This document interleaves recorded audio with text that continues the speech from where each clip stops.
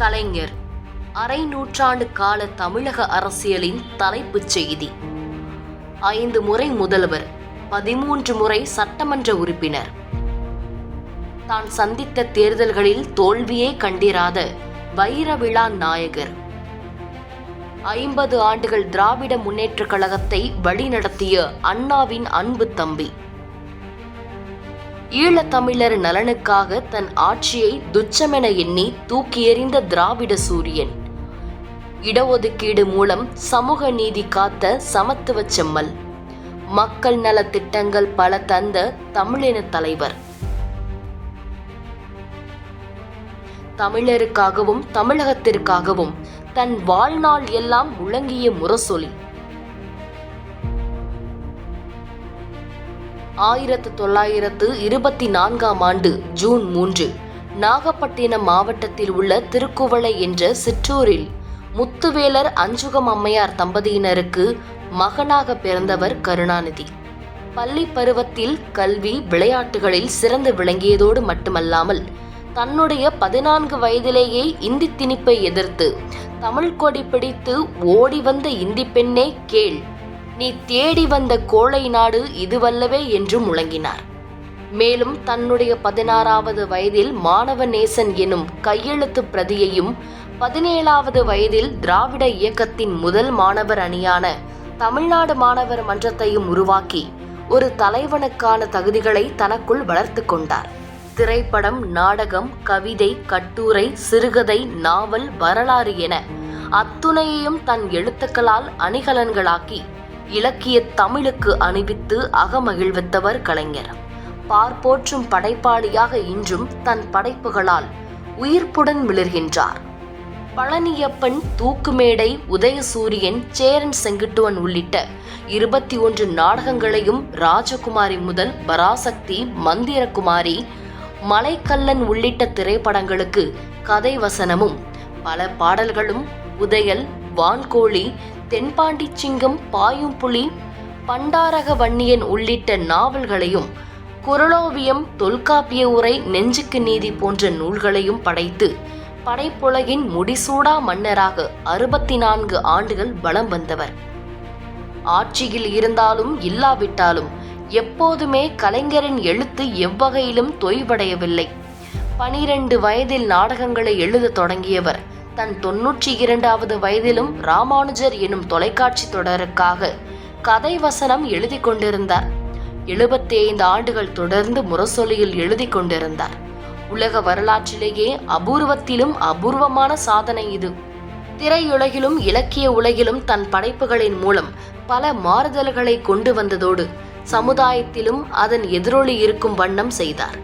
வாழ்வில் போராட்டங்களை சந்தித்தவர் பலர் உண்டு. ஆனால் போராட்டமே வாழ்க்கையாய் இருந்தது திருக்குவளை தந்த திருமகனுக்கு.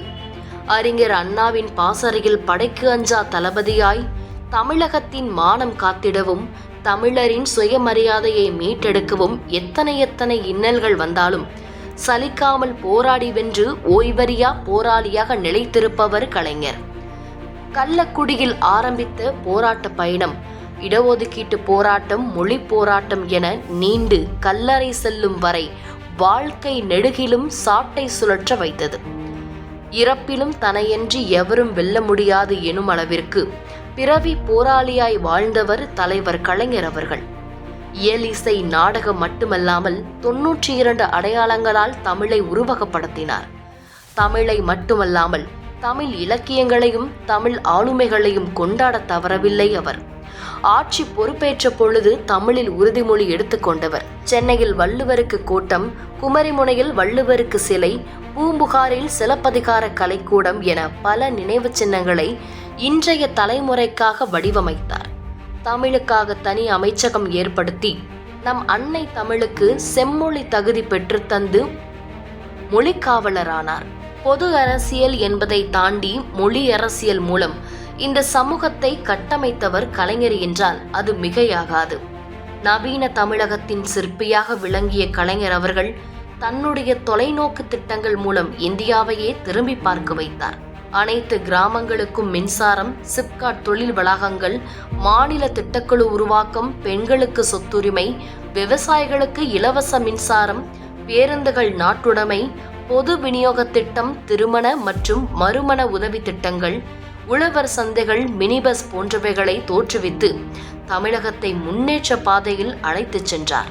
இவற்றுக்கெல்லாம் மகுடம் வைத்தாற்போல் இந்தியாவையே தகவல் தொழில்நுட்பத் துறையில் தத்தி நடக்க துவங்கியிருந்த பொழுது அதற்கான சட்டத்தையும் இயற்றி சென்னையில் தகவல் தொழில்நுட்ப பூங்கா ஒன்றினை அமைத்து தமிழகத்தை தகவல் தொழில்நுட்பத் துறையின் தலைநகராக உருமாற்றினார். வாழ்நாள் முழுவதும் தமிழ், தமிழர், தமிழ்நாடு என ஒவ்வொரு நொடியும் வளர்ச்சிக்காக பாடுபட்டு பல தொலைநோக்கு திட்டங்களின் மூலம் நம் மாநிலம் சிறந்து விளங்கிட வழிவகை செய்தார்.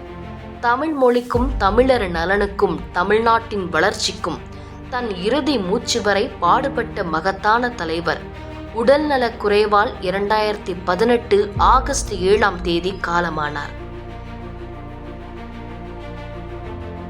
தமிழகத்திற்கும் இந்திய திருநாட்டிற்கும் எண்ணிலா முற்போக்கு சட்டங்களையும் முன்னோடி திட்டங்களையும் நிறைவேற்றி தந்து அரசு நிர்வாக வரலாற்றில் நிலைத்த புகழை பெற்றிருக்கிறார். அனைத்து தரப்பு மக்களின் வாழ்விலும் வளமும் நலமும் ஏற்படுத்தும் திட்டங்களை தீட்டி செயல்படுத்தி இருக்கிறார்.